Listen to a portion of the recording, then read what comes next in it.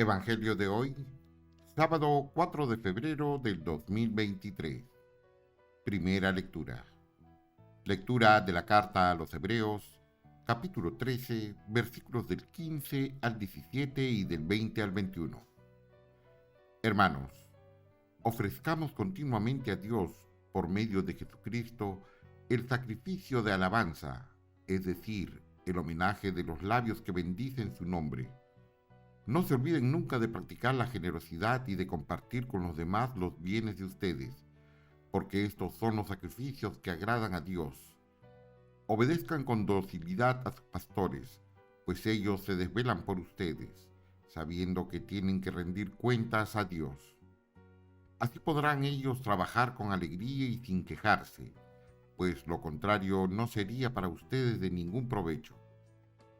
Que el Dios de la paz, el que mediante la sangre de una alianza eterna resucitó de entre los muertos al pastor eterno de las ovejas, Jesucristo nuestro Señor, los enriquezca a ustedes con toda clase de dones para cumplir su voluntad y haga en ustedes todo lo que es de su agrado, por medio de Jesucristo, a quien sea dada la gloria por los siglos de los siglos.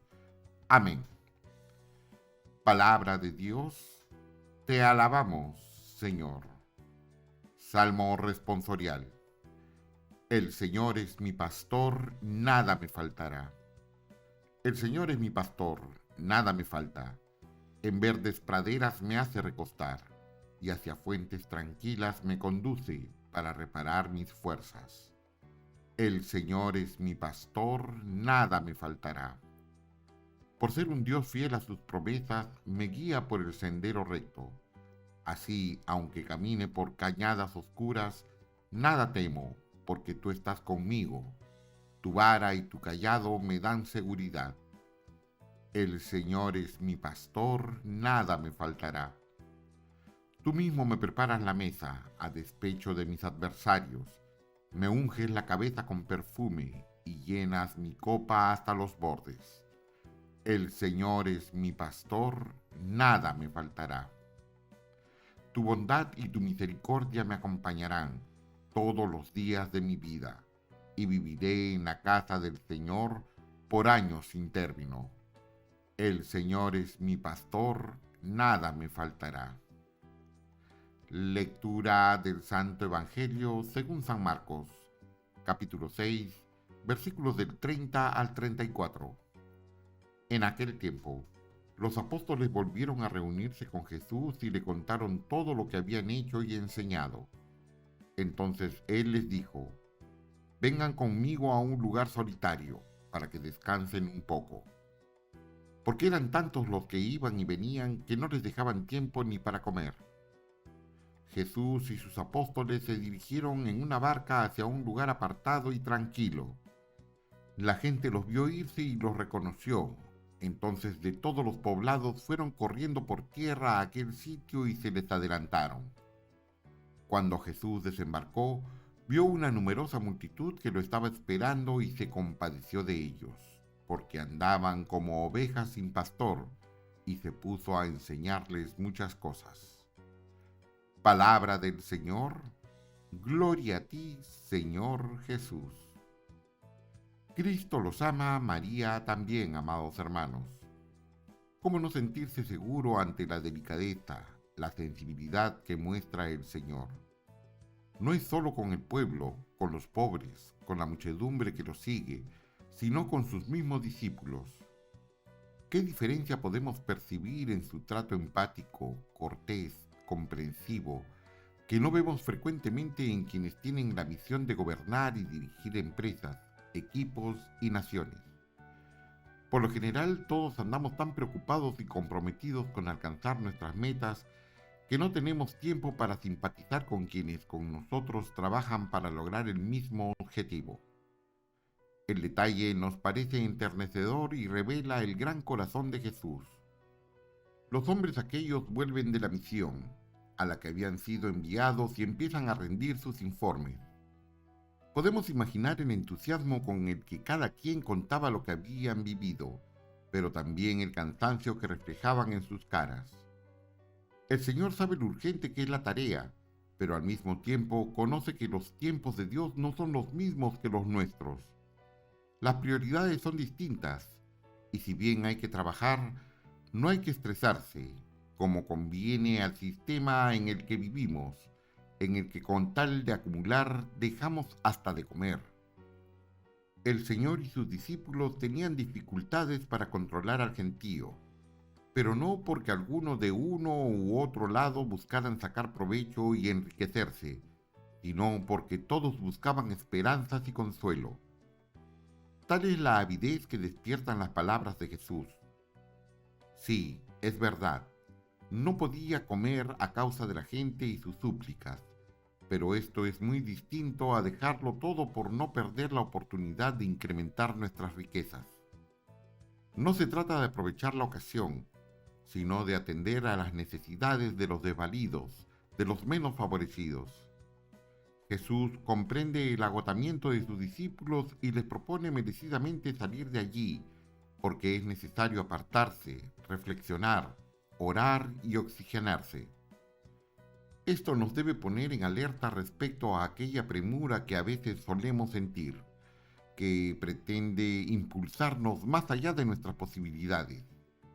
Debemos tomarlas con precaución, porque lo propio del Señor es más bien la paz. La salvación no está librada a nuestras propias fuerzas, sino a su voluntad. Pongámonos en sus manos y no dejemos de trabajar por el reino, y en tanto nuestras fuerzas nos lo permitan. El ritmo, en el corazón del Señor, lo ponemos nosotros. Son nuestros apremios, nuestras angustias a las que sale al encuentro, porque no tolera vernos deambulando de allí para allá, perdidos, como ovejas sin pastor. Él es nuestro pastor y si le buscamos sinceramente, Él no nos hará esperar.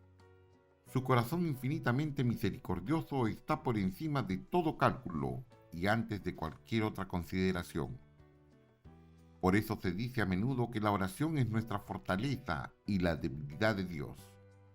Porque Él no nos abandonará, no dejará nuestra oración sin respuesta, aunque obnubilados y cegados por nuestros prejuicios, tal vez no podamos verla. El tiempo y el espacio del Señor no son los nuestros. Precisamente se trata de esforzarnos en comprender esta lección, ver el mundo como Él lo ve. Este es el reto del cristiano. Nos cuesta mucho adquirir esta perspectiva porque tenemos que estar dispuestos a renunciar a una visión totalmente distinta que nos ha sido transmitida desde niños. Dejar de competir y ver al otro como obstáculo para alcanzar nuestros propósitos individuales implica una revolución que traslada el centro de nuestras existencias a los demás, a sus necesidades y aflicciones, antes que a las nuestras, de modo tal que nuestra comodidad, nuestro descanso y nuestras necesidades pasan a segundo plano. Ello solo es posible con la ayuda de Dios. Jamás lo alcanzaremos mientras pretendamos depender única y exclusivamente de nuestras fuerzas. La salvación no es obra nuestra, sino de Dios y solo llegamos a ella por el amor. Amemos y dejemos el reto en manos del Señor, que Él sabrá participar oportunamente y en la magnitud requerida para ayudarnos a alcanzar el reino de Dios. Después de la reflexión de este pasaje, debemos sentir el consuelo que el Señor no nos abandonará jamás, que podemos importunarlo cuanto creamos conveniente, que siempre lo encontraremos dispuesto y esperando, que nunca oiremos de sus labios un reproche o una mueca de disgusto. Él nos ama, como solo Él puede hacerlo, lo que le lleva a comprendernos como nadie. No busquemos entonces excusas para no acudir a Él en todo momento y circunstancia, que Él sabrá mostrarnos el camino y nos dará consuelo. No hay nada que no sea el Señor capaz de oír y entender, lo que no quiere decir que siempre estará de acuerdo contigo ni que te dará la razón. Pero Él encontrará el modo de decirte lo que debes de hacer. Tú pide el coraje para oírle y hacer lo que te mande, porque eso sí, tienes que estar dispuesto a hacer lo que te diga, obedeciendo sus palabras que para nosotros han de ser órdenes. El Señor habla imperativamente, porque es lo que corresponde a la sabiduría y a la verdad absolutas. Así, si acudimos a Él, hemos de estar dispuestos a obedecer lo que nos mande, y Él siempre nos mandará lo correcto, lo que nos conviene, aunque nosotros no sepamos aquilatarlo o comprenderlo. Imaginemos que un niño acude a un padre a preguntarle si será bueno que él salga a buscar sus ovejas extraviadas en medio de la noche, por un campo que colinda con un precipicio y sabiendo que hay lobos al acecho.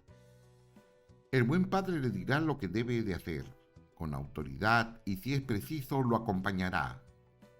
¿Cuánto más hará por nosotros nuestro Padre que está en los cielos? Hemos de obedecerle.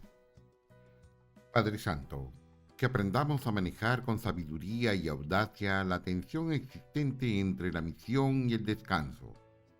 Te lo pedimos por nuestro Señor Jesucristo, tu Hijo, que vive y reina contigo en la unidad del Espíritu Santo y es Dios por los siglos de los siglos. Amén. Tengan un bendecido día, amados hermanos. Cristo los ama, María también.